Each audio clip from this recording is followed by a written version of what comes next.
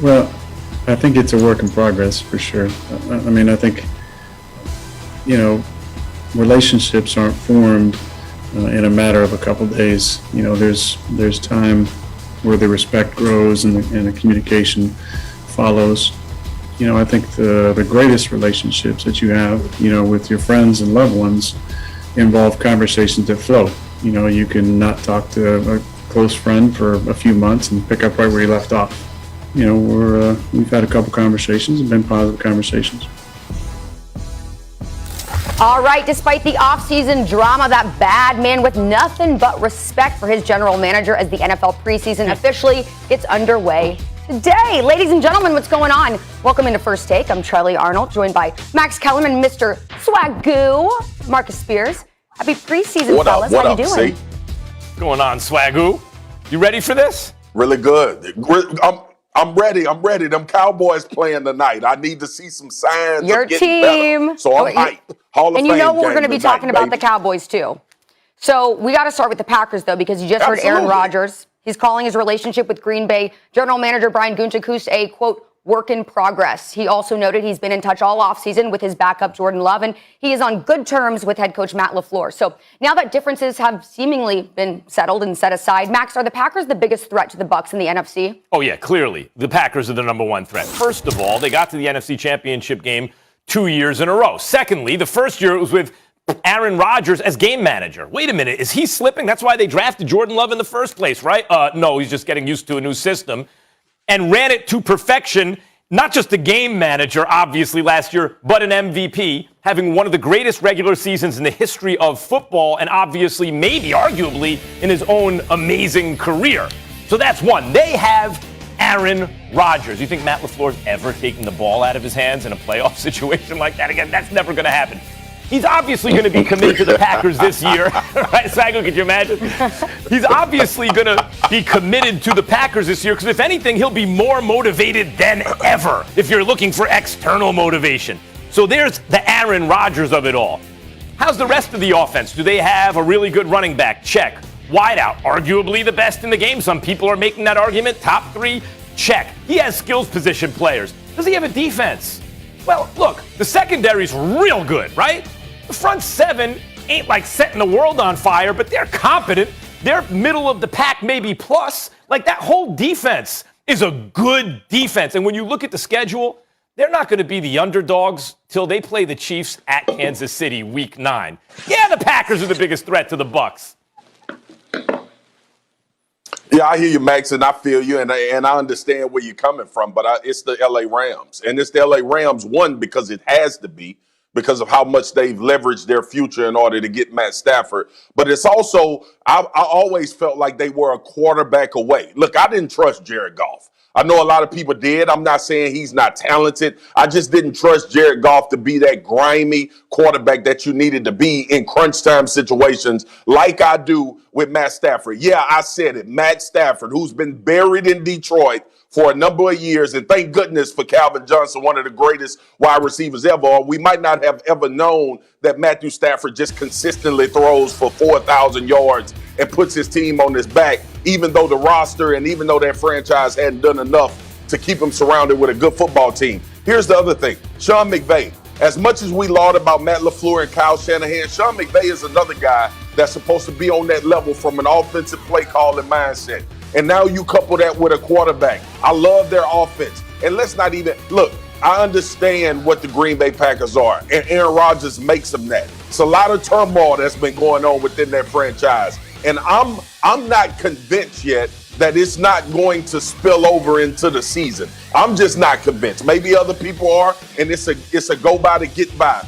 But the Rams right now with Aaron Donald and obviously Jalen Ramsey on the outside, and I know they lost pieces in John Johnson and Troy Hill, but I fully expect in a tough division, Matt Stafford to be the difference as far as the Rams and how much they push. The biggest threat to the Bucs are the Los Angeles Rams.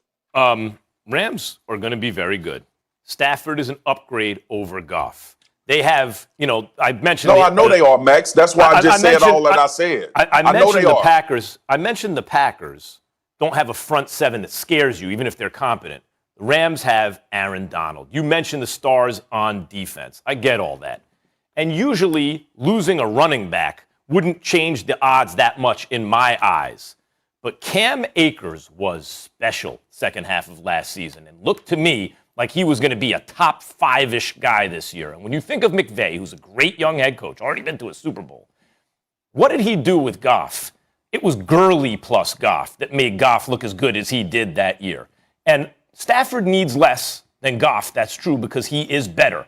That's why you trade 2 firsts and a third and Goff for Stafford, and Goff was the number 1 overall pick. Mm-hmm. But let's not pretend like Akers with Stafford wasn't going to be key to that offense, setting up everything else, including they don't have any one receiver that, oh my God, that's the best receiver in football, but they got a whole receiving core and they can all, put in work.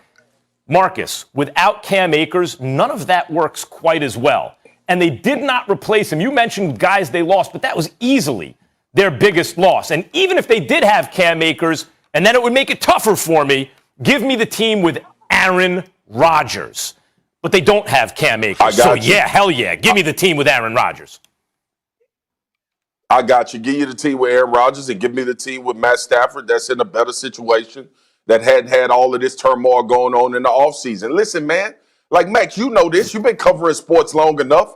Let something go bad. Let a couple things go bad in Green Bay. You think this is over? Like you've been in the rap game before, Max. You watched the Locks and Dipset go at it last night. You know Aaron Rodgers is Jadakiss of the Locks, but let Jadakiss not get his checks, meaning that's Aaron Rodgers. Who's Styles P? The context of that is exactly. Let that be a situation in Green Bay where we go backwards, right? Like everybody's great now. We talking about it's a work in progress, and people took the interview between Aaron and Gutekunst as something that they're working through. It's a go by to get by, Max. I'm telling you. I told you last week that they signed divorce papers.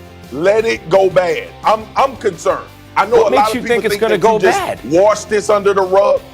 What makes you think it's going to go bad? Max, you think Rodgers is not going to be more motivated to be the best version of himself, if that's possible? That has nothing to do with it. Aaron Rodgers got to be supported by a lot of guys around him. He has to be supported by the coaching staff as well. And Max, listen, I'm not worried about Aaron Rodgers playing at an elite level. That's not what I'm talking about. I'm talking about Aaron Rodgers playing at an elite level and they still potentially lose games. It's when it gets bad, because now the focus shifts back on, I don't have the guys here that I need.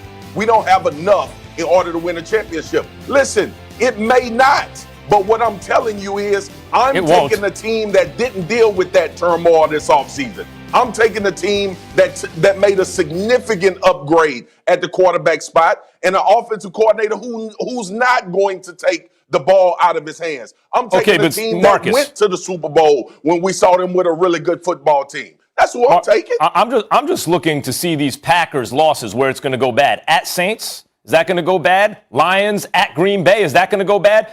At Niners, I mean, that's a tough game, but actually, I don't know. I think I'd probably take the Packers there at this point. Steelers, Max, go to Lambeau. Where is it? Don't do that. At Bengals, at Bears with a rookie quarterback? Don't do that. We don't know. Washington's a tough game. We don't know where it is. We don't know where it is. We know that this is the NFL, and things are eventually at some point you're going to hit a rocky road in your season. We know that. That's something that we can guarantee. But here's the difference. Unless you're the Chiefs. All right, the Chiefs seemingly, outside of the Super Bowl losing their entire offensive line, they don't have much go wrong during the season. But I get what you're saying. I understand why your brain is working like that. We just saw Aaron Rodgers come off of an MVP season. The year prior to that, people were ready to tell the man he wasn't good enough. Well, he had a new coach. I'm not saying it's not going to be Max, I'm not saying it's not going to work out. But what I am telling you is that situation in Green Bay is a lot more fragile than the situation in Los Angeles. I'm focused on the team that's been focused on football the entire offseason and leading into the season and listening to a head coach in Sean McVay tell everybody that this is the quarterback that changes our narrative here. And I get it about Cam Akers, but the one thing that Sean McVay ain't struggled with was creating and being able to come up with a run game. He's done that his entire time as the head coach in Los Angeles. I'm not mad at Henderson. I'm not mad at anything about what the Rams are doing. Marcus, by the way, Max, go ahead. They're both good teams. They're both strong teams, even if you take the quarterback off the team. What it comes down to for me, and this is the great experiment with Matt Stafford. He's the quarterback under the most pressure in football this year, including everybody, because his whole legacy is on the line. Well, I don't agree with that. I don't agree with that. But how many playoff games has he won, right? Well, that's because he's in Detroit. Well, we're about to find out. And I think that Detroit hurt Stafford's legacy so far. But when push comes to shove between two relatively evenly matched teams, they're both strong. Give me the team with Aaron Rodgers. To me, as good as Stafford's been with fourth quarter comebacks, because they have to play from behind, I get it. Give me the team with Aaron Rodgers, who's done it in the playoffs consistently throughout his career. Yeah.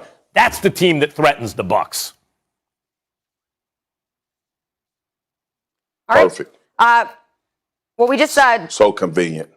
Got a little bit of a look at the schedule from Max here, but it's unfortunate because we're not going to get to see Green Bay play the Bucs in the regular season, but we will see Green Bay playing the Rams. That's in Week 12, so you know that the Bucs will be paying attention to that game. But let's keep it moving because what's that? Marcus wants to get off. I was just saying, he wants to get off his last point. He thinks that will turn the tide. We get a chance. We get a chance. I absolutely believe Matthew Stafford is turning the tide in Los Angeles. It's no doubt about it in my mind that that's what he's going to do. And been saying it. All right, well, the negative energy does seem to have drifted from Green Bay to L.A., not to the Rams, but it's where LeBron James and the Lakers are taking exception now to the Staples Center being referred to as a retirement home. That being because with all the free agency moves like acquiring 37-year-old Carmelo Anthony and 32-year-old Russell Westbrook, the average age on the team is about 33 years old. So LeBron tweeted, then deleted this. Quote, keep talking about my squad, our personnel ages, the way he plays, he stays injured, or past our time in this league, et cetera, et cetera, et cetera. Do me one favor, please, and I mean please, keep that same narrative energy when it begins. That's all I ask. Hashtag thank you. Okay, so experience over age clearly is the mentality for the Lakers this year. Will LeBron and the Lakers win the title next year, Max? No, they won't, because they have not done enough to pass the Nets. They've done enough to be a real challenge, not one of these fake challenges where if the Nets are healthy like last year, LA's healthy, the Nets are healthy, I think the Lakers are going to be. No, they weren't going to. No one was going to take a healthy Nets team 7 games. You saw what KD just with Kyrie, without James Harden last year, without Harden, who was game for game the best player in the league last year. Just KD and Kyrie were whooping up on the Bucks, who won the championship so bad early it was embarrassing. It was a mismatch. That without Harden, who is the glue guy, the guy who made it all work, who was running really D'Antoni's offense and all of that. Now, what's happened since then? If the Nets are healthy, they have, I want you to think about this carefully, Marcus Spears. They have, at their size, the 3 greatest all-around scorers. They can score from anywhere, who ever lived, at their size. You know, Harden's like 6'5". Yeah, I'm not saying he's better than Michael Jordan scoring the ball. I'm saying, show me anyone 6'2" who could score like Kyrie from anywhere. Free throw line, 3-point line, layup package with the handles, the whole thing. Same thing with Harden, same thing with KD at 6'11". 3 greatest scorers from anywhere who ever lived at their size. Now, what else do they have? We saw Blake Griffin posterize Giannis last year in the playoffs. Why is that significant? Blake's value was never because of some refined skill. It's because he could do that, and he's your 4th option. And Joe Harris is your 5th option. Now you got Patty Mills off the bench. I'm sorry, the Lakers made a lot. That Westbrook trade was amazing for them. People who criticize it are out of their minds. Second half of the season, Lakers will take off. They don't have enough shooting to beat the Nets, period. So outscoring the Lakers is how you're building the Nets winning the championship. That's primarily. That's what you're saying because you mentioned those three guys. Listen, first of all, let me say this. I mad respect for KD, Kyrie, and James Harden and what the Nets have done. But are you seriously going to sit on television and tell me that when you get to a 7-game series with LeBron, AD, and Russell Westbrook, that you just chalking it up as it being that easy to beat them in the playoffs? No. We've seen LeBron do this a number of times, Max. We've seen him as an underdog, down 3-1, be able to understand the game enough and figure out how to beat a basketball team with uber talent or a team that's more talented than them. When you look at what the Lakers did, here's the best part of what the Lakers did. They removed Anthony Davis from the 5 by bringing in Dwight Howard. That's the move that changes everything for the Lakers. Last year we had this conversation, and barring health, but health is talked about with both of these teams. As long as they're healthy, you're gonna hear that 1,000 times from now until the basketball season and until we get to the finals. And Lord knows I'm praying that I hope both of them meet up in the finals. I understand all that you just said, but here's the thing about basketball. And you've talked about this a bunch, Max. Usually the best team wins. You're talking about 3 guys right now. And we're mentioning the big 3 guys. I want the team that's led by LeBron James. I don't care who playing on the other side. As long as the talent is not a big discrepancy, which I don't think it is, because we're still talking about AD as a top 5 player in his position of all time. We're still talking about Russell Westbrook, who's going to put pressure on Kyrie or James or whoever is guarding him to play both ends of the court. We're still talking about LeBron James. You bring Dwight Howard in to be a guy around the rim to protect the rim. I understand about Blake Griffin, but dude, the Lakers ain't gonna be worried about Blake Griffin in no damn final series. They gonna be interested in making sure that they take away 1 or 2 of these guys that you just mentioned as that front court 4-3. Now, let's get to the part about the game, like the actual end game and what type of adjustments will be made. Here's the deal, Max. When the Bucks were playing the Nets and when we were watching that game, we had Giannis who didn't want to go out and defend KD in crunch time situations. We understand that KD is the best scorer that we've ever seen in the NBA. But KD going to have to play both ends of the floor too. He can. And Kyrie Irving is going to have to play both ends of the floor. He can and James too, Harden is going to have to play both ends of the floor. Not so much with Harden. Listen, Max, do you think there will be any level of comfort on Kyrie Irving when he has Let me to say deal this. with Russell I Westbrook think this is what I think, Marcus. I think the Lakers give them a real series. I think that before they acquired Westbrook, people were deluding themselves. Now that they have Westbrook, they have a legitimate answer to the Nets. They're the one team in the league, if everyone's healthy, that has a legitimate answer. I don't know if it's the right answer, but it is a legitimate answer. I think that's an extended series. It's going to be tough. Here's the difference. When you just brought up Dwight Howard, for example, Dwight Howard with AD, LeBron, and Westbrook, no one of anyone I just mentioned shoots the ball over average for their position. And at the 4, AD probably doesn't even shoot it average. If you call him a 5, he probably does. Dwight does only in the paint. LeBron's not a pure shooter. He shoots it well enough as a 3 or a 4. Westbrook doesn't shoot it well enough. And so you're starting Wayne Ellington, I guess, and that's your best shooter on the floor. There's not, they're going to be vicious to the rest of the league. But when you match up against the Nets team with Kyrie, Harden, Harris, Blake, and KD, of course they're not worried about Blake. If he's the number 1 or 2 option, he's your 4th option. Joe Harris is the best 5th option, 5th option, and he's always going to be open. Always. Because you're going to have to double guys. When you look at LeBron, and he came back down 3-1 against that super team Warriors team, once they added KD, they ran up the white flag in Cleveland. They had nothing they could do. I don't even blame them. It's just too much on one team. And when you look at that Warriors team... It's not even close to this situation, Max. He has, instead of Kevin Love, he has Westbrook as his number 3. That's a big thing. What I'm saying is, this Nets team, when healthy, has more offensive firepower than that Warriors team that LeBron didn't have a shot against.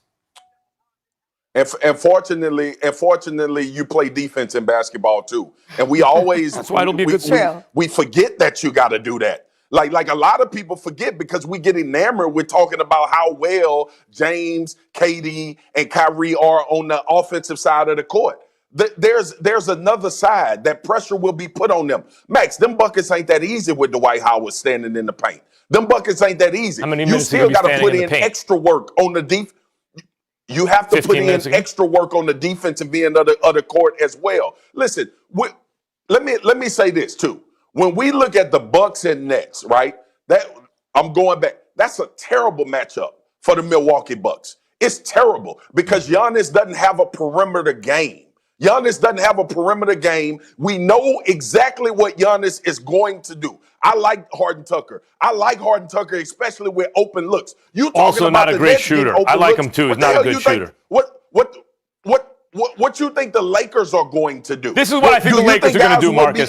This is what I think they're going to do. And I tweeted it out as soon as they made the Westbrook trade. It was an amazing trade. They traded spare parts for Russell freaking Westbrook, who every year plays with new teammates on a new team, takes the first half of the season to figure it out. Everyone says he's over, he's no good anymore. Then by the second half of the season, they figure it out together, and he's an MVP caliber player. It's an amazing move. And I tweeted out when they made the move.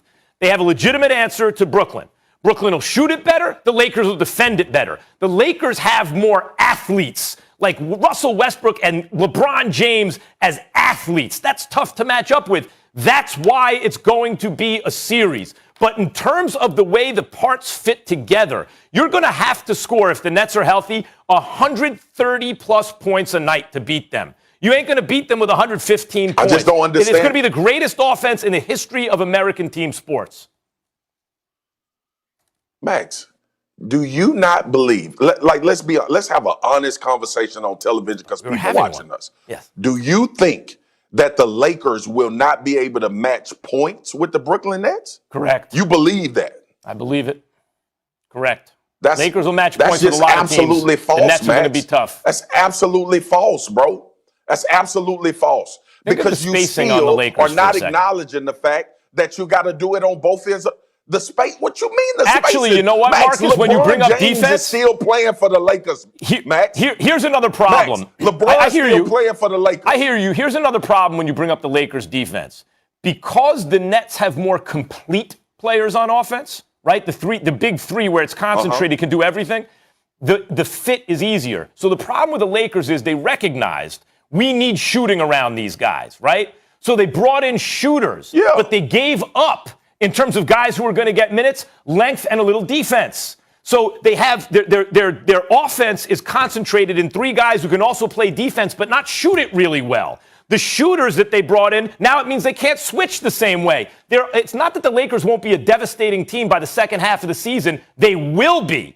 But the fits are not as easy as in Brooklyn, who have also had a full year to play together and brought in Patty Mills off the bench. We got to leave this conversation, guys. We know one thing. You talk about athletes on the Lakers. They have We need an 5 hour players left. signed I with got at least an hour. 8 or more All-Star selections. That's the most of any team in history. So we'll see if that whole experience over age mentality plays out Charlie, the way it's that the they first want time it to. Swagoo smiled in 20 minutes. Well, we love to see you smile. That's Keep it. smiling. How did I keep smiling this through the guy break. from We'll be back in smiling? just All a he second, does is- everybody, 'Cause it's because my over. squad, 'Cause it's over. Indy, has a conundrum on their hands. I am not smiling about this. Do they bring back Rivers, or will it be recovering from foot surgery? The team is scrambling to find his replacement. Phillip Rivers, who played under center last year for the Colts, has conveniently announced the possibility of coming out of retirement. And then there's Bears third-string quarterback Nick Foles, who quotes head coach Frank Reich, won a Super Bowl while with the Eagles. So here's Reich on the dilemma. This is Carson's team, first of all. I mean, he's our quarterback, and we're so excited about having him, and he knows that. This team knows that. When we brought him here for one reason. It wasn't to, he's going to compete, but it wasn't for he's going to come in here and lead this football team. I love Nick Foles. I mean, he plays for the Chicago Bears, and haven't talked to him, but I think he's a great player. I think he's proven that. There's nothing about Nick Foles I don't like. I think he's a winner. He's certainly a guy that fits our kind of culture, but he plays for the Chicago Bears. Well, we will see about that. But for now, let's speculate. Max, who do you think is a better fit at quarterback for the Colts? Is it Foles or is it Rivers? It's Phillip Rivers. Now, let me say, I got to preface this by saying, Swagoo, I had Chris Mortensen on the Max Kellerman Show, ESPN Radio, 2 p.m. Eastern, yesterday, and he was adamant that they feel that the intelligence out of Indianapolis is they're confident that it'll be on the low end. They're optimistic, rather. It'll be on the low end of the timetable. Good, that's great. Both for Wentz and for Quentin Nelson, right? And that Phillip Rivers is committed to coaching the high school team, and that if it's just for a game or two early in the season, he's probably not going to come out of retirement because the timetable wouldn't be right anyway, and he probably wouldn't do it for that, okay? So that said, we're dealing with that. If the question is, unfortunately, like knock wood, this doesn't happen, but they're actually going to be out for a while, Wentz, and Quentin Nelson, the spectacular left guard for the Colts, then I would take Phillip Rivers over Nick Foles. And the reasons are pretty straightforward here. Phillip Rivers knows the situation in Indianapolis, especially you're missing your left tackle, you're missing your left guard for a while, especially when you need to make quick decisions. Give me the guy who already knows the offense. Give me the guy who's been there and successful. They had double-digit wins. Give me that guy in this situation, an Iron Man, by the way, who had a borderline Hall of Fame career, Phillip Rivers, and who clearly, the fact that he didn't rule it right out means clearly he's interested. It's not like they move on from Rivers because they feel like, well, he's no good. That's not the reason. Maybe you think you can get a guy with more upside at this stage in their career, and maybe he was about ready anyway. But if he's willing to come back into this situation, look, Marcus, the one thing about Nick Foles, and I'm a huge Nick Foles fan, he needs a pocket. He needs a pocket like more than anyone. If he has a pocket to step into, he can be effective. But he was running for his life in Chicago, which is why it looked like he wasn't any good. And he'll be running for his life at the moment in Indianapolis. Give me Phillip Rivers. So bringing in Phillip Rivers would just kind of recreate what you looking at last year, right? For a guy that's been out of football, coaching high school football, the dude that has not done any football activities is the best fit for you. That's you selling that on First Take right now. Yeah, okay. right. Nick Foles is the best fit. And it ain't about knowing the offense, because Nick Foles would know the offense too. And as much as people talk about Marcus Brady, we know damn well this Frank Reich's offense and his philosophy. It ain't no way that Carson Wentz is in Indianapolis first and foremost if it ain't for Frank Reich. And the last guy, coincidentally, the two guys that played above the level that we've seen them play at in the recent years was with Frank Reich, and that's Nick Foles and that's Carson Wentz. I get it from an emotional standpoint, what it would do to Carson's emotion. I'm not dealing in emotion. I'm one of the defense. I'm putting myself on this team. I'm putting myself in a situation where look, Max, to your point, we all know Phillip Rivers is a better quarterback than Nick Foles over the course of time. But Nick Foles was a Super Bowl MVP and had a phenomenal run under Frank Reich. And if you can get that, coincidentally, we may be on the long end, we may be talking 4 or 5 games before Carson Wentz gets back. I can't think of a better guy than the guy that showed you in 4 or 5 games that I could play at the level you need me to play in order for us to win a Super Bowl, let alone open up a season with a tough schedule, with a great understanding and a grasp of an offense, more athletic than Phillip Rivers. I don't care what anybody says. Nick Foles is more athletic than Phillip Rivers. So when you talk about a clean pocket, that's most quarterbacks. That's your guy that was supposed to fall off a cliff, Tom Brady. He need a clean pocket too. Every damn quarterback need a clean pocket. And he had but one. I would much rather prefer one that can sidestep or move to the right or left a little bit better than the other one when they both have a grasp and one has been out of football for the last 7 months doing nothing outside of working out and coaching high school football. Y'all emotions are getting to y'all with this situation. So it's a no-brainer for me. Now, let me get this straight. If we talking a picture of go ahead. Yep. Let me get this straight. You said you know that Phillip Rivers is a better quarterback than Nick Foles. You're also aware that he quarterbacked this team. In totality. He quarterbacked this team, Phillip Rivers did, to double-digit wins last season, right? So you're aware of those two things. You're also aware that they brought in Carson Wentz. You're also aware that the Wentz and Quentin Nelson injuries it ain't going to go past 5. We're operating under the assumption it's not going to go past week 5 or 6 of the football season, right? Not even the halfway point.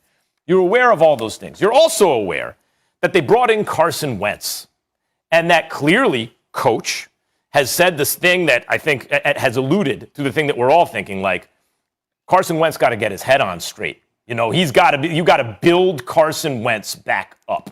emotionally, psychologically, mechanically, everything. He's got to be built back up. And what you want to do as a placeholder early in the seasons to win you enough games just to keep you competitive so that Wentz can then take the ball as the best version of himself and take you there is bring in the guy who basically, even though we want to say it, wrecked him in Philadelphia. I mean, let's be honest. Neither Big Ben or Dak will see any snaps. Both teams had such bizarre seasons last year that tonight should provide at least some insight into what we can expect this year.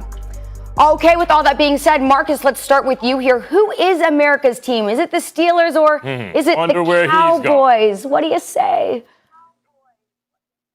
I mean, how ridiculous is this question? Like, seriously, how ridiculous is this? It's a lot of people that work very hard to get First Take put together, but this is a ridiculous question. We all know damn well who America's team is. And don't start with me about winning and Super Bowls and all of that, because all I want Max to do, if he ain't got the Cowboys as America's team, is to just go back and look at the damn tape from First Take in the last year and compare the number of times he even talked about the Cowboys as opposed to the Steelers. Okay? We asking a question about America's team. We are talking about an identifiable brand. We are talking about a team that stays on the mind and the lips of fans that hate them and fans that love them. We are talking about a team where you play quarterback for that team. Regardless of how you playing, you are the most marketable individual in the NFL, 9 times out of 10. We are talking about a team as well that will never lose the mantle of being America's team, because America is exactly what the Cowboys are. You love it, you hate it, but you pay attention to every damn thing that go on with them. Now, when we get on the field, there's no better time in the NFL than when the Cowboys are winning, because the conversations and the things that go on and transpire are at the highest it can be when it comes to NFL dialogue. And not to mention the money. Like, I don't even want to get into the fact that it's the most recognizable, also the most the wealthiest, and the one that's going to continue to ascend to that level, the highest level in which it can reach as far as being recognizable and making money. The Dallas Cowboys are America's team, and the haters are going to say they not, and at the same time, the haters are going to respond to something about the Dallas Cowboys. Well, it's an interesting argument. Let me start by attacking your credibility here. Normally, given your professional experience, your college experience, when we talk about football, I'm at a disadvantage because Marcus, who's more credible than Marcus? In this case, however, that works against you, Marcus. I have a couple of questions. How many years did you play for the Dallas Cowboys? 8. How many years did you play for the Pittsburgh Steelers? 0. See, I could rest my case right there, but I'm not going to. This is clearly a biased opinion. Now, look, first of all, is America just about style? Certainly we have style. No question. America's sensational. But America's also about substance, Marcus. Substance. Now, when I was a kid, there were 2 out-of-market teams that you rooted for, one or the other, if your team was no good. And I was a little kid before the Giants drafted LT. All I knew, I heard the Steelers, right? You heard Cowboys too. Steelers, Cowboys. Steelers won the Super Bowl every year. So I was a Steelers fan, because if you had a soul, you were a Steelers fan. If you were a sellout, you were a Cowboys fan. Nevertheless, I rooted for the Steelers. Now, the Steelers are one of the original 8 teams. The Steelers play in the Northeast and hang their hat on, at least by reputation, traditionally, defense. Even when Tomlin got the job, run the ball, stop the run. Steelers football. The Steelers are the team owned by the Rooneys, like the Rooney Rule, right? Great football family, great American family, and also instituted a rule to try to kind of fight against the prevailing tide in the NFL that wasn't fair and continues not to be, but tried to do something about it, named after Rooney, because he instituted it. The Steelers are the team that, change head coaches once every 50 years, right? That's the Steelers. The real America's team in this game, I think there's an even better answer overall for America's team. But in this game, the real America's team is the Pittsburgh Steelers. Because of what you just said? Naturally. Max, Max, let's have truth moments all the time, bro. Like, you know me, and you know when you and I get on the phone in our personal time. Max, you know what the values and the foundation is that America is built on, and the Cowboys represent that, the good and the bad, Max. Like, let's not have a conversation about the Dallas Cowboys not being America's team. That's just something to drum up for people to talk about. Everybody, the Steelers fans, deep down inside, will tell you that the Dallas Cowboys are America's team. The diehard of the diehard Steelers fans, if they own reality, they will tell you that the Dallas Cowboys are America's team. What is that? What are you talking about, Marcus? We like money in the US. We like that a lot. And big money usually makes people crazy about whatever you're doing. We like fame. Who's more famous than the Dallas Cowboys, Max? We like fame from another standpoint. The individuals that have come through, right? We still got guys from the Dallas Cowboys making $100,000, $200,000 a year in marketing that wasn't even great players. We have very little time. I want to rebut that. The brand of the Dallas Cowboys makes them America's team. I want to rebut because that. It represents America more than any other football team. No, that's the bottom line. That's part of America. The other part is hard work and winning.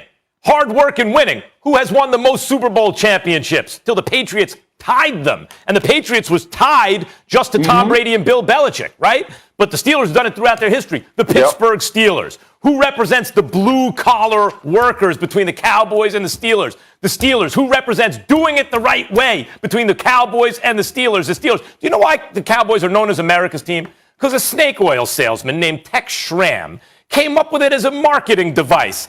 And suckers bought it all over the country. Oh, yeah, America's team. I like the way that sounds.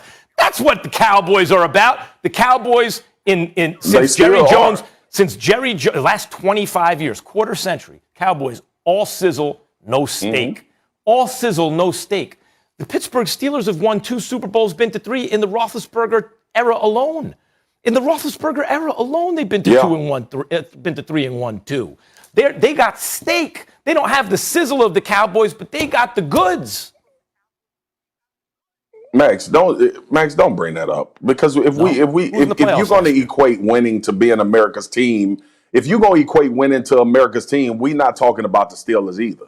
I think we're talking about the Packers, to tell you the truth. I think the Packers are America's team. The reality is Dallas is America's team, and it doesn't have everything to do with winning. They've won enough. They haven't won a Super Bowl, but they've won enough to stay relevant. And when we hang up this show today, and when we come on for the rest of the weeks during football season, I want you to count the number of times that we lead with the Cowboys as opposed to the Steelers. Charlie, I wanted to just point out that I have played the same number of seasons for the Cowboys as I've played for the Steelers, which makes me more credible. I mean, Marcus, you are biased, I will have to say, but you do a quick Google search and ask who is America's team. Wikipedia will tell you first and foremost it is the Cowboys. So look, Wikipedia only speaks facts, as we know. Max know that. Okay, guys, we got to wrap it there. We have a break to get to, but we still have a whole lot more to tell us. Time now for Camp Takes. According to Caesars Sportsbook, Green Bay is the favorite to win their 3rd consecutive division title at -150, ahead of Minnesota at +250 and Chicago at +475. And the Lions have the lowest odds in the division at 25-1, tied for the 2nd longest odds by any team to win their division.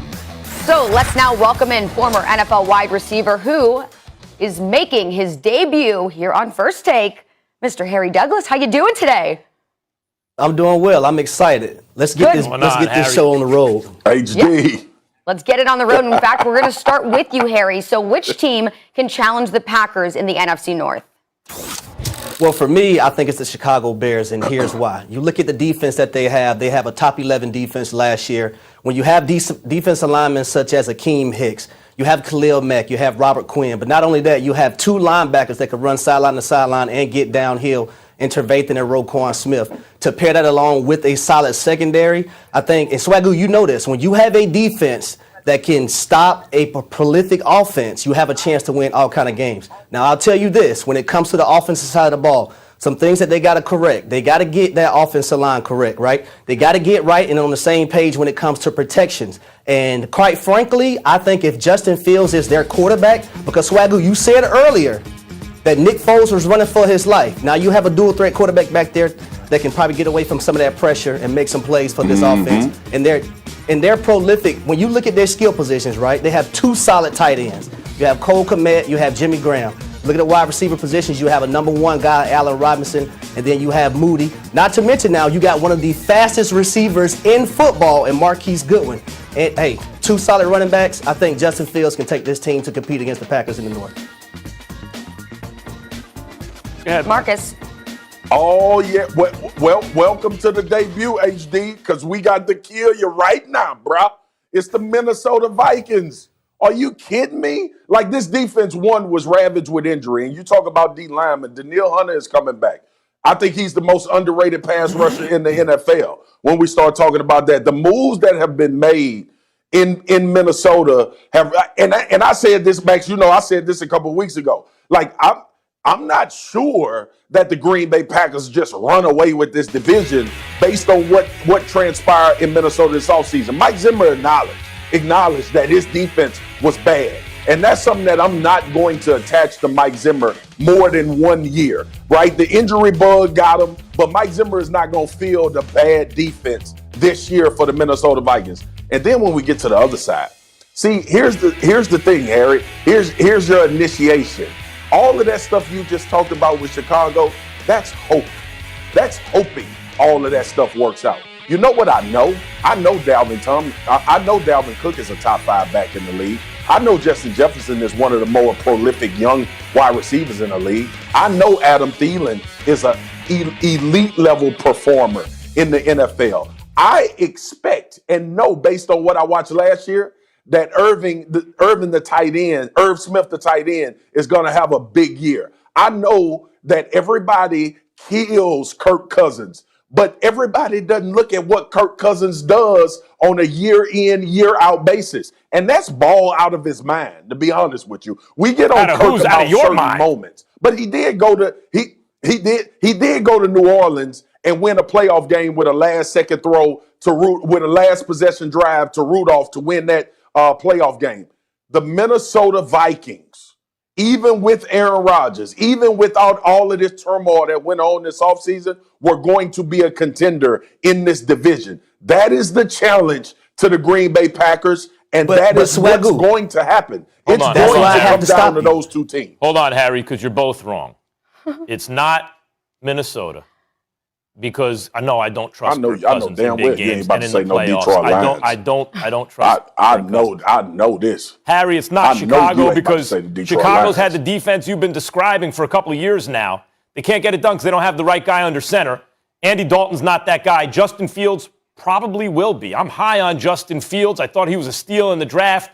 No rookie quarterback, first-year starter, has ever been to a Super Bowl, right? There's a reason for that. I know we're just talking about the division. You're going to have to win a lot of games to push these Packers, who won't be the underdogs till Week 9 at Kansas City. They got an outstanding secondary. They got a good enough front seven. They got skills positions, and Aaron freaking Rodgers, rating MVP. No, it's not the Lions either, Marcus. Are you crazy? You think I'm going to say it's Detroit? Of course it's not. The answer is there is no threat to the Packers in the NFC North. None of these teams are going to threaten the Packers. Aaron Rodgers is going to be on a mission this year. They went to 2 consecutive NFC championship games. They're going to be better than they were last year. Now, listen, Marcus, I got to address you. My question for you, Marcus, do you believe in Kirk Cousins? Do you believe in Kirk Cousins to be that guy to take that team to a Super Bowl? You do. I believe Kirk Cousins is good enough to play and win his division. We ain't talking about the Super Bowl, Harry. We talking about the team that's going to challenge the Packers in the North. That's what we talking about. Okay, so let me ask you this. Are the best suited team to challenge them. Let me ask you this. In the last 3 years, when Kirk Cousins came to the Minnesota Vikings, how many times have they been to the playoffs? Once. How many times has the Chicago Bears been to the playoffs? Twice. I think twice, if I'm not Twice mistaken. with bad quarterback play. So if Justin Fields is under center and he gives this offense a boost, what make you think that the Chicago Bears wouldn't challenge the Green Bay Packers versus the Minnesota Vikings? I don't understand that. Help me understand that part.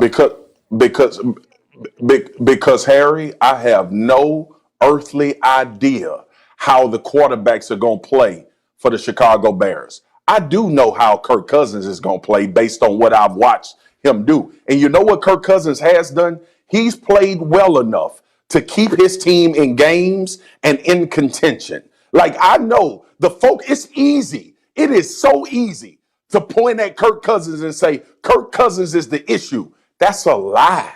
The issue for the Minnesota Vikings last year was defense. They bring in Patrick Peterson. They get Harrison back. They get Daniil Hunter back off of injury. They add to that defensive line. It's defense for the Minnesota Vikings, and they will be better. Offensively, we've all acknowledged that Minnesota offensively can play with most people in the league. You're hoping that the Chicago Bears have success. I know the Vikings will have success. Yeah, C above C with that one. Boy, your voice went way up high on that one.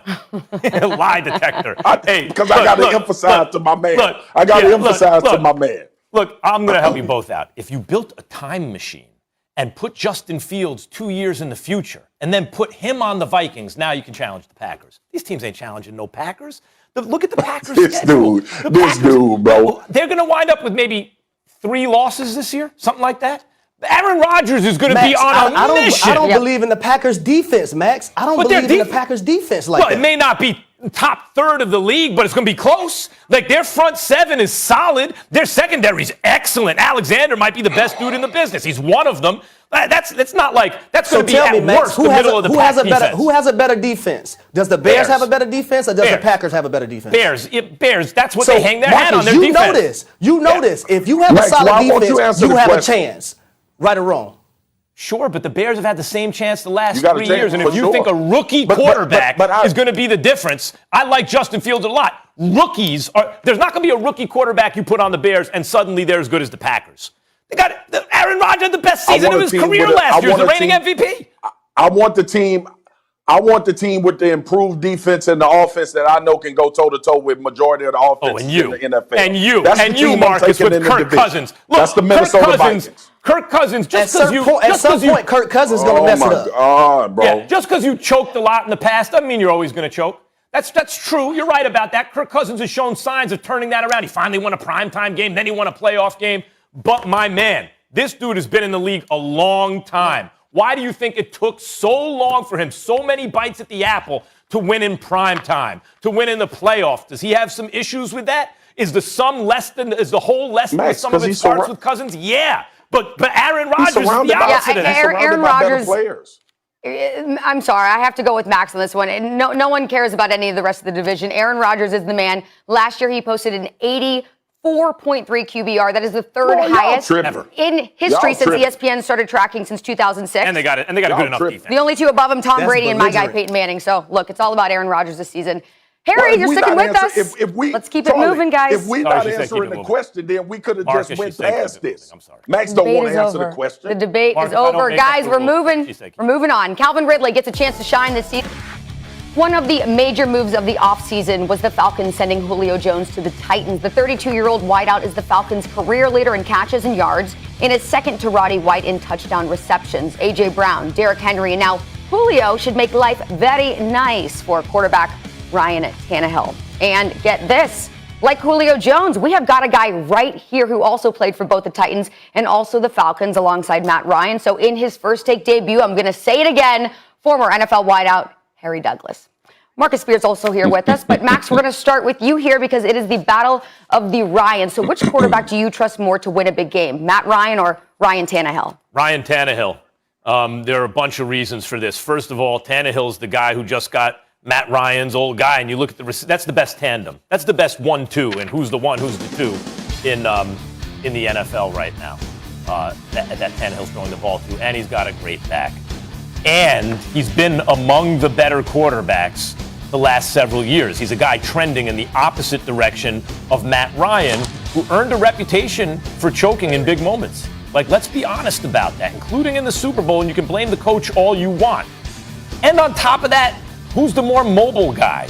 Like, there are a million reasons. Here's the other thing about Tannehill. And look, do I believe in Tannehill the way I believe in, Patrick Mahomes or Aaron Rodgers? No.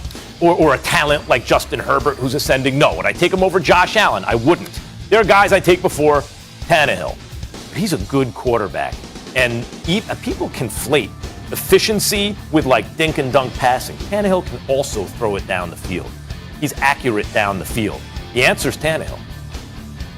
Now, Max, I have to go ahead and let you know that you're wrong, 100% wrong. I'm going to go with Matt Ryan. So I'm going to start off by saying this. The guy he played with. I'm going to start off by saying this, Max. I'm going to let you know this. Who revitalized Ryan Tannehill's career in the NFL? Do you know his name? If you don't, I'm going to tell you. Arthur Smith, the offensive coordinator that he had. Who called the plays for Ryan Tannehill while he was in Tennessee? Arthur Smith. Let me guess, Max. Where is Arthur Smith now? The head coach in Atlanta, and is going to be calling the plays for Matt Ryan. Now, I will tell you this. At what point in Ryan Tannehill's career has he been asked to lead a team with his arm?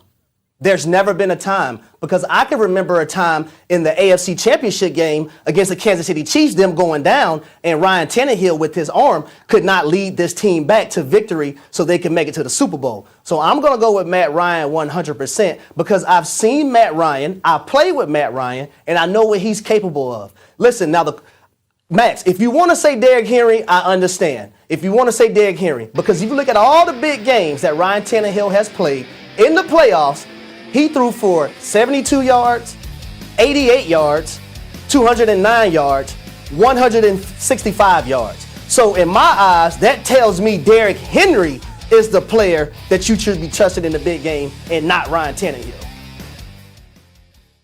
Go ahead, Marcus. I ain't gonna lie, Max. I ain't gonna lie. That's a hell of an argument by Harry. I thought so That's too. That's a hell of an argument when you start thinking about Matt Ryan being leading. But I'm with you, Max. It's Ryan Tannehill. Because we talking about today. We talking about the level these guys are playing at right now. And right now, I trust Ryan Tannehill in the big game. And yes, Derrick Henry brings a lot of attention, and he does a lot of things that I believe takes away, obviously, as it should, takes away from Ryan Tannehill really being able to leave true imprints on the game. But the one thing you mentioned, Max, where I agree, is that right now in today's NFL, I'm going to trust the guy that can get himself out of trouble a little bit more. And that's Ryan Tannehill for me. I'm going to trust the guy that has Julio and AJ. I'm going to trust the fact that having those guys gives Ryan Tannehill the edge as well. And when we talk about playing at a high level right now, Ryan Tannehill is playing as well as Matt Ryan. Matt Ryan throws for a lot of yards every year. Matt Ryan has had Julio Jones every year of his career damn near. He's got Calvin Ridley. Now he has Kyle Pitts. He's going to have success from an offensive standpoint. But if I'm in one game, and I think that both of these quarterbacks are playing at a similar level, I'm going to go with the more athletic guy. And I'm going to go with the guy with better weapons. And that's Ryan Tannehill right now for the Tennessee Titans. First of all, I thought, Harry, your argument was very good, too. And the Arthur Smith thing especially is interesting to me. Because the last time Matt Ryan had a coach in the offensive coordinator in Shanahan that really made the best use of Julio Jones, right? That was when he was MVP and he had an MVP and they were in the Super Bowl. But I will remind you, they collapsed in the Super Bowl. And that wasn't the first time. As a people who watch the Falcons go, damn, Matt Ryan, can you close the deal? Now we're talking about him in a more advanced stage of his career with fewer weapons. So does a coach make up the difference on Tannehill?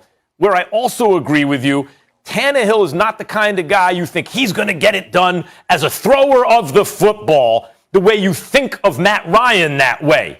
But when it comes down to the game on the line, do I trust Matt Ryan right now more than I trust Tannehill, especially given their situations? I don't. I trust Tannehill more. There are guys I trust more than Tannehill. Matt Ryan is not one of them.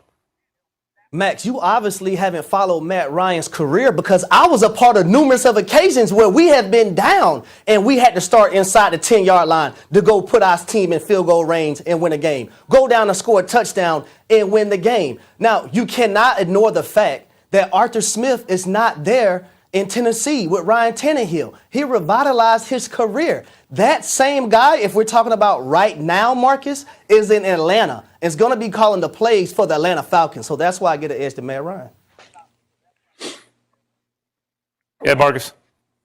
Well, I just don't have the capacity right now for Matt Ryan in this part of his career for Arthur Smith to make that significant of a difference where he becomes a Super Bowl quarterback. Look, the Falcons ain't going to the Super Bowl. That's number one. The Falcons got to fight to make the playoffs. That's number two. And when we think about Ryan Tannehill, all of the points that Max and I brought up for me, and we talking about right now, I ain't going over the career. I didn't bring up anything about what Ryan Tannehill has done over his career. His career has been up and down until he got to the point that where he was in Tennessee with a complimentary run game. Smith. And to your point, Arthur Smith.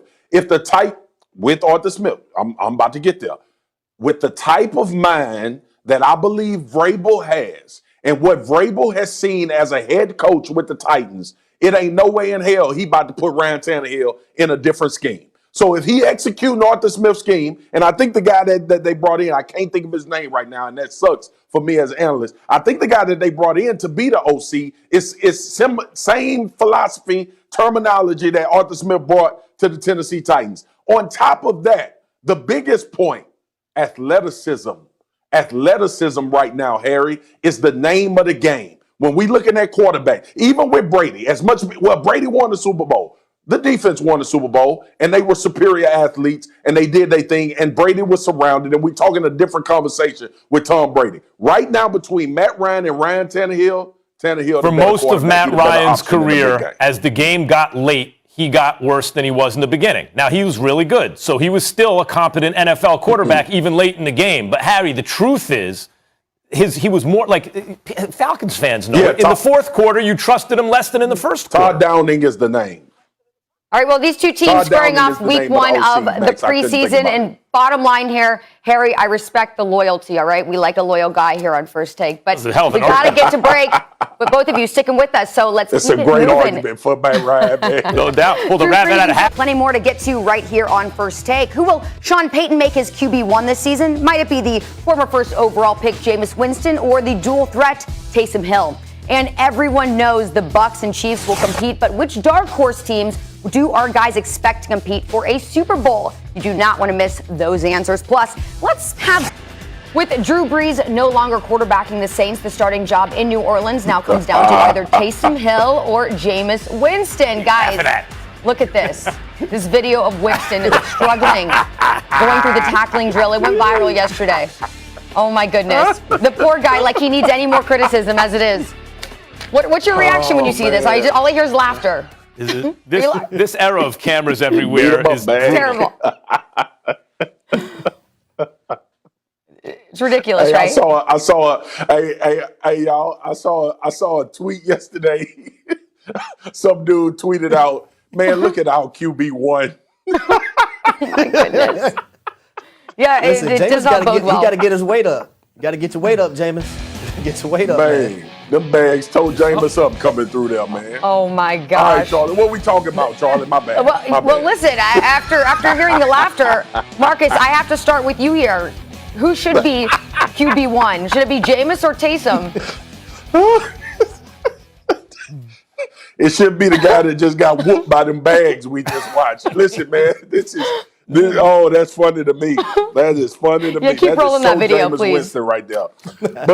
But listen, this is my thing, and I'm not sure what Jameis will be when he's back as a starter. I do believe he'll be the starter for the New Orleans Saints, but I know because of what's going on with Michael Thomas and because of what they lack from an offensive standpoint on the outside, I think the Saints are better suited to have Taysom in his original role.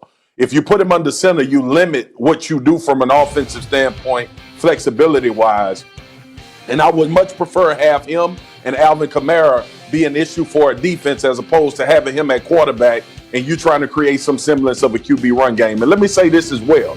You put Taysom Hill as quarterback at the starting quarterback for the Saints, and you asking him to consistently throw the football, that's not where he's better suited at. If you're trying to make this a similar offense to what the Baltimore Ravens are, then I could see an argument for that if you want to implement that type of scheme. But that ain't what Sean Payton doing. Sean Payton wants an offense that can dink and dunk and be explosive when need be. And I think Jameis is better suited in order to be the quarterback. But more importantly, with this argument about QB1, for me, is that you need, because of Michael Thomas, Taysom Hill to be a Swiss Army knife as opposed to being the starting quarterback and you just lining him up in one spot every down.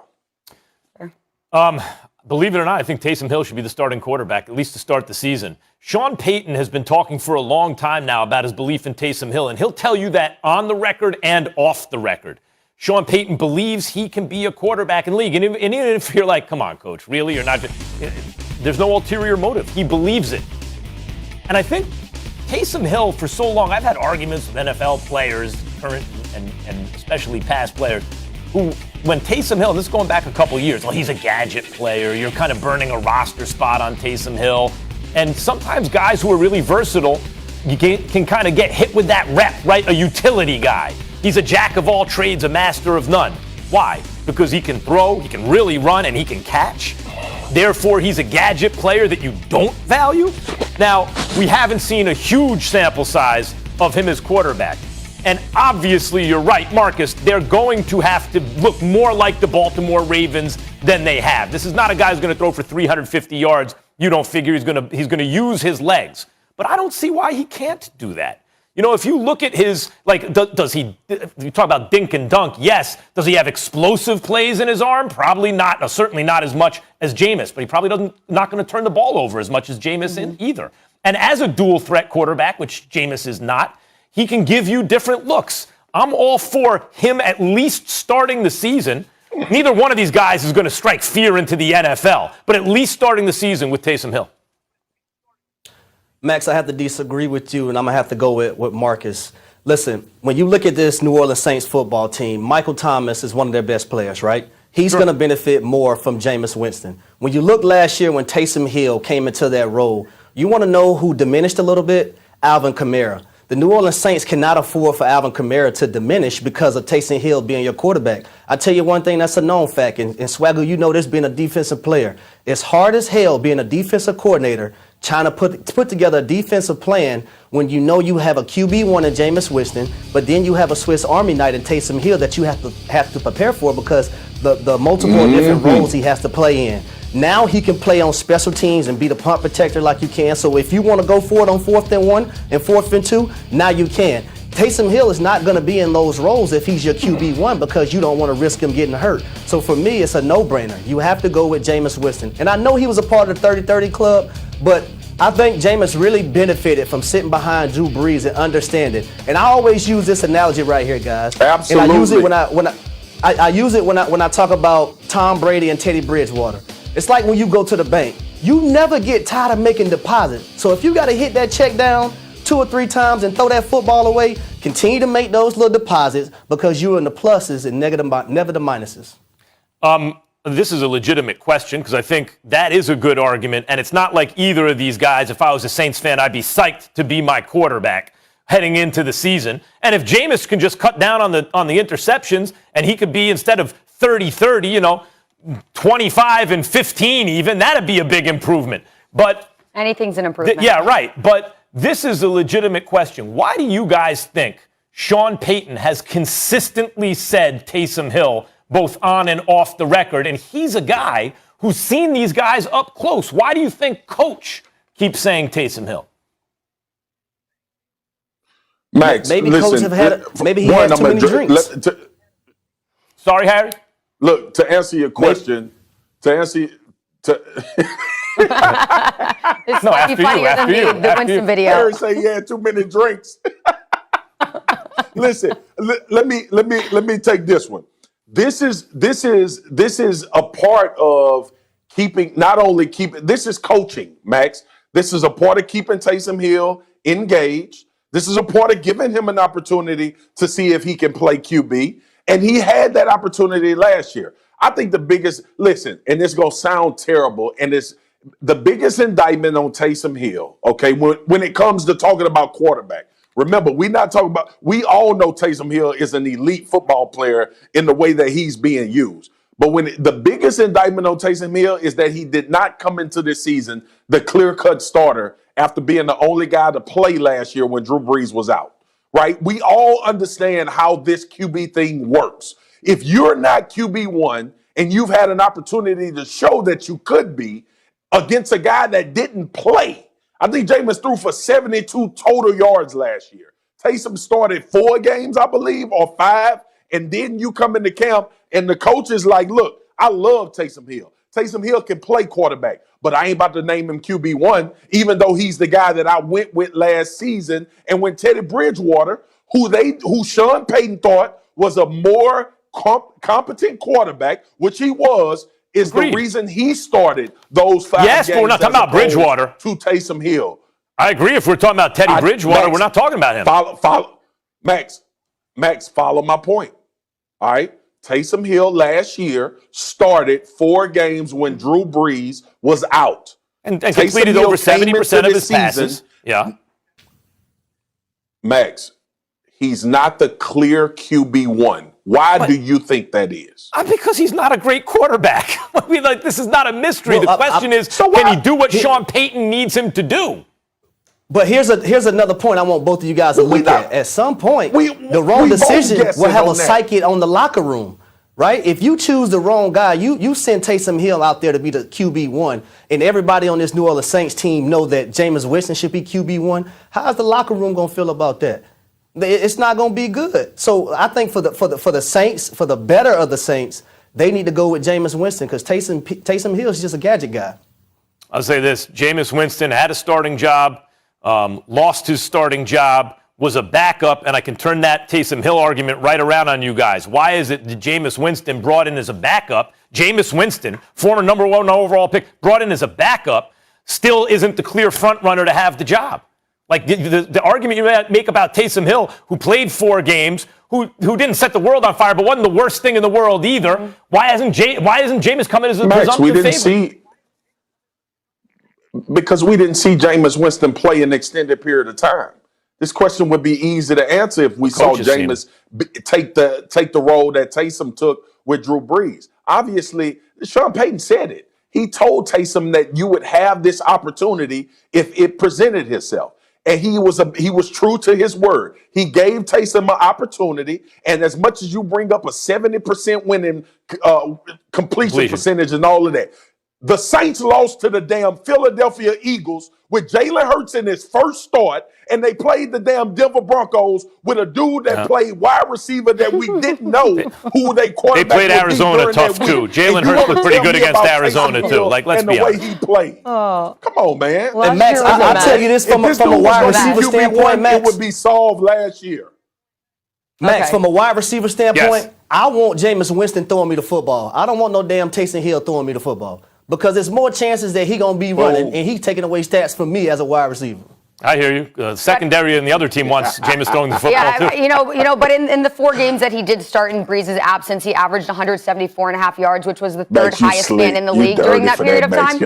So we can hate on either one, but I think for just 1 second, let's roll that video one more time, just because. Why not? I want to get the reaction one more time. You petty, Charlie. Oh my goodness, the poor guy cannot catch a break.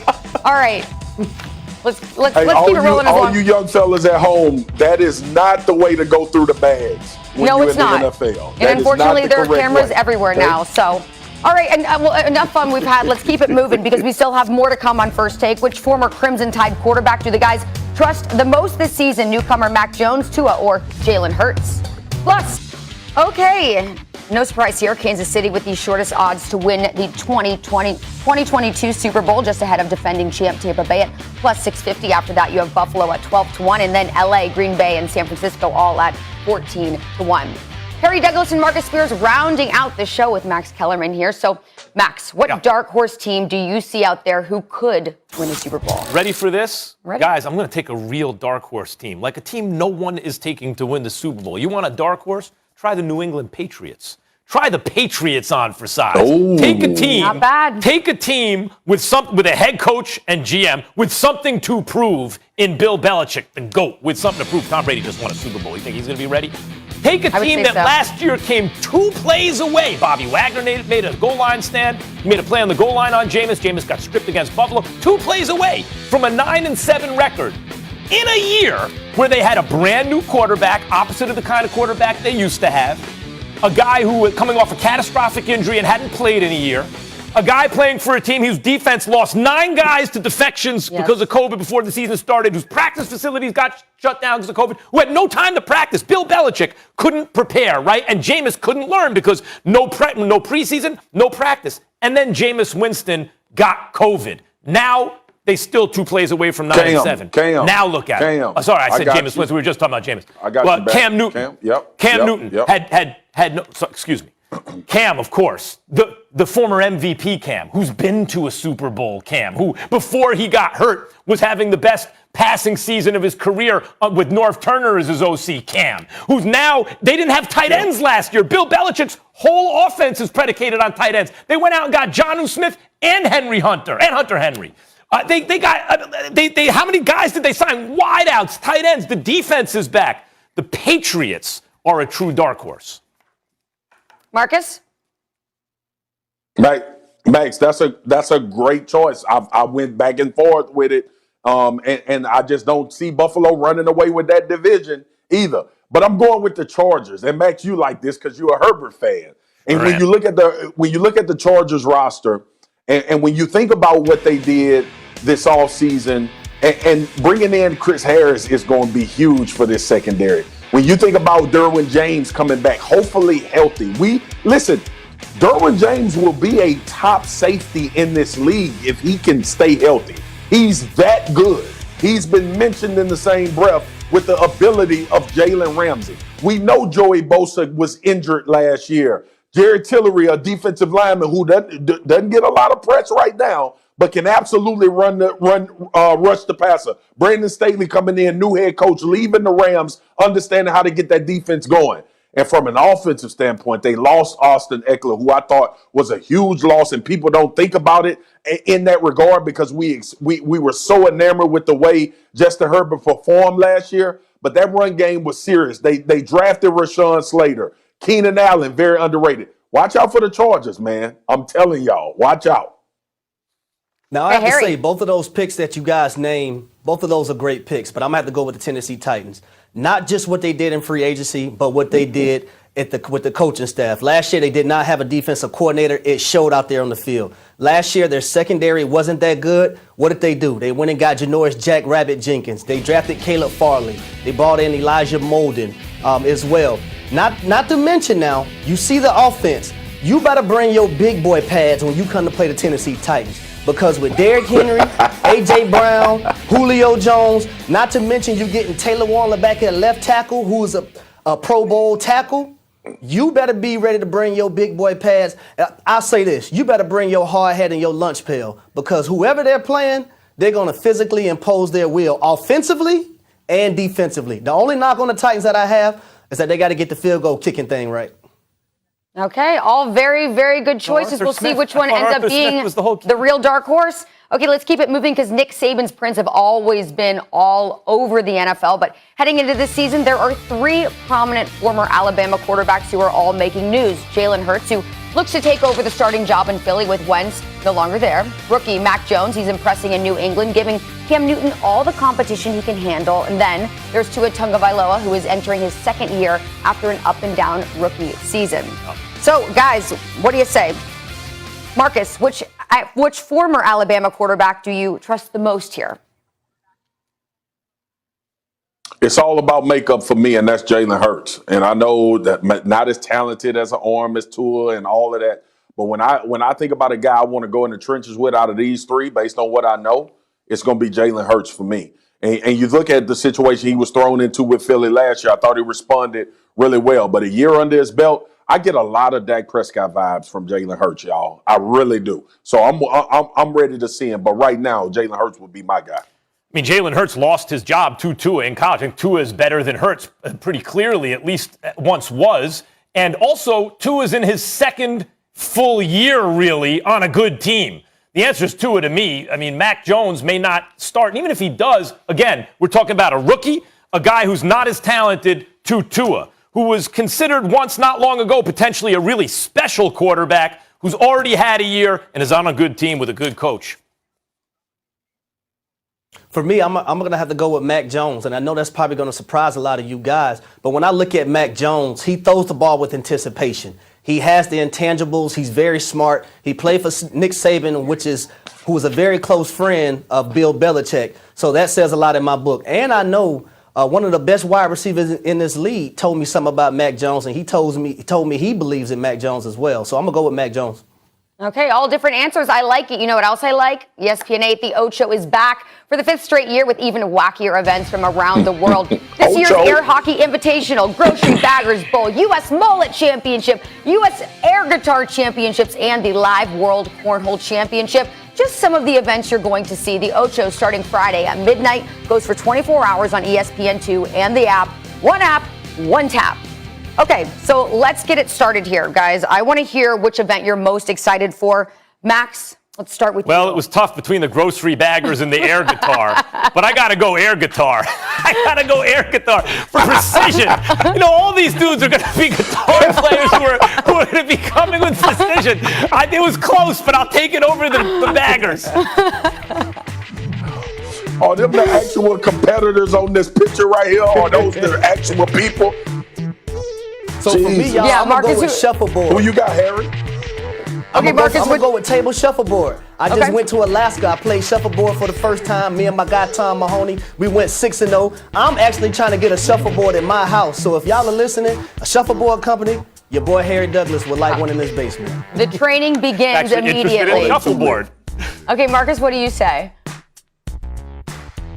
Y'all, who in the hell don't want to see Corgi's race? I know I do. So many people want to see this. The little short, stubby cuteness of these dogs racing, man. And it's actually competition. I ain't trying to see who play. I don't know enough about the guitar. Shuffleboard, a dope game to play, probably boring as hell to watch.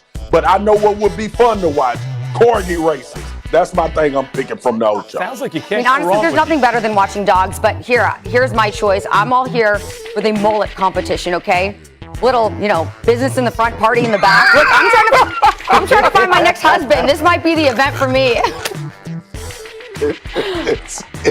Listen, I think the lesson. Hey, Charlie, you can do a lot better than I listen. The moral of the story is you can't go wrong with any of these events. If I ever end up with a man with a mullet, somebody smack me. Please, that's all I'm asking of you guys. Just owe me that much.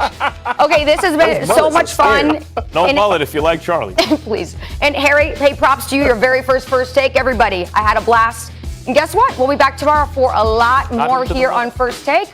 We will see you then.